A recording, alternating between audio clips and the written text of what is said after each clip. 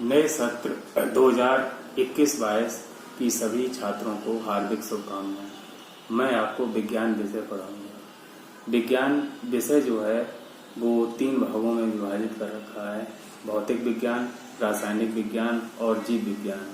पहला भाग है भौतिक विज्ञान, उसी को हम प्रारंभ करेंगे। भौतिक विज्ञान का जो पहला अध्याय है प्रकाश का परावर्तन। तो प्रकाश का परावर्तन क्या होता है, इसको समझने के लिए सबसे पहले ये जानना बहुत आवश्यक है कि प्रकाश क्या है। प्रकाश एक प्रकार की ऊर्जा है जो वस्तुओं को देखने में सहायक है। जब प्रकाश किसी वस्तु पर आपतित होता है और उस वस्तु से टकराकर हमारी आंखों में प्रवेश करता है, तब हमें उस वस्तुओं का आभास होता है। तो यह निश्चित है कि कोई भी वस्तु हमें तभी दिखाई पड़ सकती है जब प्रकाश की उपस्थिति हो। प्रकाश अगर उपस्थित नहीं होगा, प्रकाश की अनुपस्थिति में हम वस्तुओं को नहीं देख सकते हैं। तो ये ध्यान रखेंगे कि प्रकाश क्या है। क्या बताया हमने कि प्रकाश एक प्रकार की ऊर्जा है जो वस्तुओं को देखने में सहायक है। अब प्रकाश जो है के आधार पर हम वस्तुओं को दो भागों में विभाजित कर सकते हैं।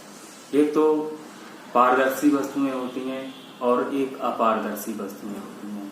पारदर्शी वस्तुओं से आशय ये होता है कि प्रकाश जिन वस्तुओं से होकर गुजर जाता है उन वस्तुओं को पारदर्शी वस्तुएं कहते हैं। इसके बारे में आपको मालूम भी होगा, जैसे जल है, जल से प्रकाश गुजर जाता है तो जल पारदर्शी माध्यम हो गया। इसी तरीके से कांच है, कांच से भी प्रकाश गुजर जाता है तो कांच भी पारदर्शी माध्यम होगा। अपारदर्शी माध्यम क्या होता है कि जिनसे होकर प्रकाश नहीं गुजर पाता है उन्हें अपारदर्शी माध्यम कहते हैं। अब इसके लिए जैसे लोहा हो सकता है, लकड़ी है, तो इनसे प्रकाश नहीं गुजरता है।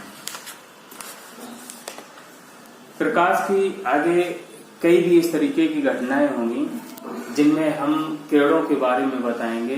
तो प्रारंभ में ये जान लेना बहुत आवश्यक है कि जब प्रकाश की किरणें किसी एक बिंदु पर मिल रही हो, समझ लीजिएगा कि जैसे प्रकाश की किरणें ये आ रही हैं, किसी एक बिंदु पर मिल रही हैं, या प्रकाश की किरणें संकुचित हो रही हैं, आपस में पास पास आ रही हैं या किसी बिंदु पर मिल रही हैं, तो इस प्रकार की किरणों को हम बोलते हैं अभिसारी किरणें। अभिसारी किरणें। ठीक इसी प्रकार से जब प्रकाश की किरणें किसी बिंदु से जाती हैं या उनके बीच की दूरी बढ़ती जाती है तो इन्हें हम बोलते हैं अपसारी किरणें।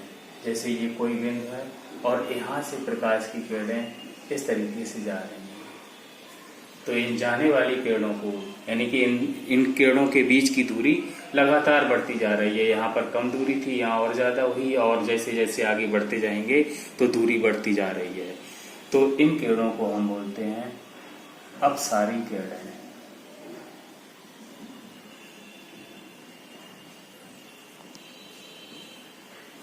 ठीक इसी प्रकार से एक पार्ट और देखिएगा कि जब प्रकाश की किरणों के बीच की दूरी नियत रहती है, यानी कि बदलती नहीं है, जितनी प्रकाश के किरणों के बीच की दूरी यहाँ पर है उतनी यहाँ पर है, इतनी यहाँ पर है और आगे भी इतनी ही रहेगी, तो इस प्रकार की किरणों को हम बोलते हैं समांतर किरणें।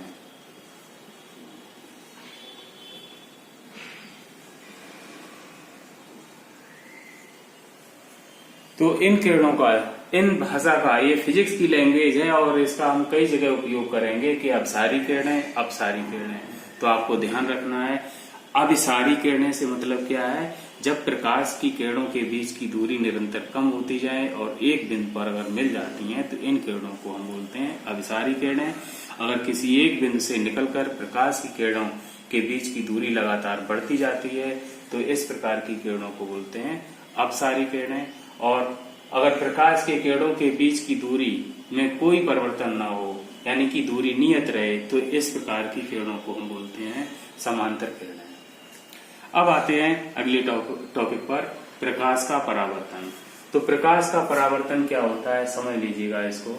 जैसे कोई ये चिकना तल है, कोई भी ये चिकना तल है और इस तल पर कोई भी एक प्रकाश की किरण आ रही है, ये प्रकाश की किरण आ रही है।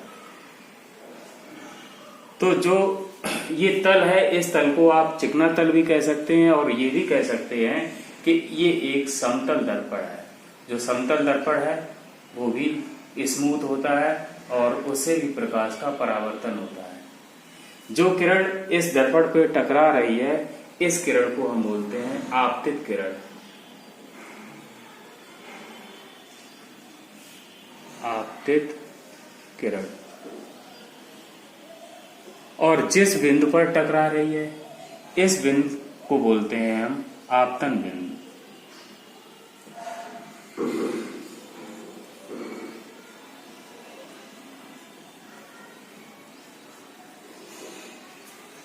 अब ये जो आपतन बिंदु है, इस आपतन बिंदु पर एक अभिलंब बनाते हैं, एक लंब बना देते हैं, लंब डालते हैं। और लंब से मीन्स क्या है कि ये जो समतल है, इस तल के ठीक 90 अंश का कोण बनना चाहिए। यहाँ के बीच में अगर 90 अंश का कोण है तो यहाँ के बीच में 90 अंश का कोण होगा, तो इसको हम बोलेंगे अभिलंब। ये अभिलंब हो गया, ये आपतित किरण हो गई, ये अभिलंब हो गया। और इन दोनों के बीच के कोण को हम आई से प्रदर्शित करते हैं और इस कोण को बोलते हैं आपतन कोण। जो आई है वो क्या है? आपतन कोण।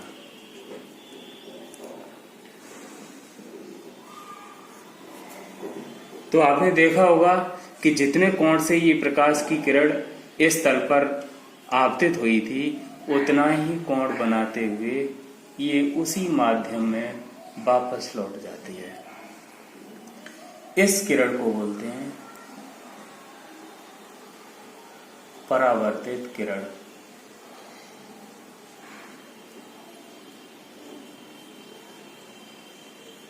अब अविलंब और परावर्तित किरण के बीच का ये जो कोण है, इसको हम R से प्रदर्शित करते हैं और इस R को हम बोलते हैं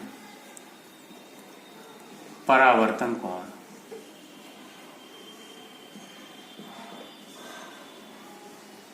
तो यहां से आपको परावर्तन की परिभाषा समझ में आ गई होगी कि जब प्रकाश की किरण किसी चिकने तल पर आपतित होती है और उसी माध्यम में वापस लौट जाती है, तो इस घटना को प्रकाश का परावर्तन कहते हैं। एक बार फिर से सुन लीजिएगा। जब प्रकाश की किरण किसी चिकने तल पर आपतित होती है और उसी माध्यम में वापस लौट जाती है, तो इस घटना को प्रकाश का परावर्तन कहते हैं। अब प्रकाश के परावर्तन के जो नियम हैं उनको समझ लीजिएगा। प्रकाश के परावर्तन के 2 नियम हैं और दोनों ही बहुत इंपॉर्टेंट हैं। नंबर 1 देखिएगा, ये आपको यहां से दिखाई दे रहा है। नियम जो हैं वो इसी चित्र से ही निकलेंगे। ये आपतित किरण, ये परावर्तित किरण और इस आपतन बिंदु पर ये अभिलंब, तीनों एक ही तल में होते हैं। एक ही तल का आशय ये है कि जैसे ये बोर्ड का एक तल है और इस तल में ही प्रकाश की किरण ये है, इसी में परावर्तित किरण ये है और इसी में अभिलंब भी है। कहने का आशय ये है कि प्रकाश की किरण अगर इस तरीके से आपतित हो रही है, तो आपतित होने के बाद में ऐसा नहीं हो सकता है यहाँ से इधर को वापस जाए या यहाँ से इधर को वापस जाए, ये पॉसिबल नहीं है। अगर इस तरीके से आपतित हुई है तो इसी तरीके से इधर को ही वापस जाएगी। यहाँ पे ऐसे आपतित हुई है तो इधर को ही वापस जाएगी। इस बोर्ड के लंबवत इधर को नहीं आ सकती है। तो पहला यही नियम हो गया, समझिएगा।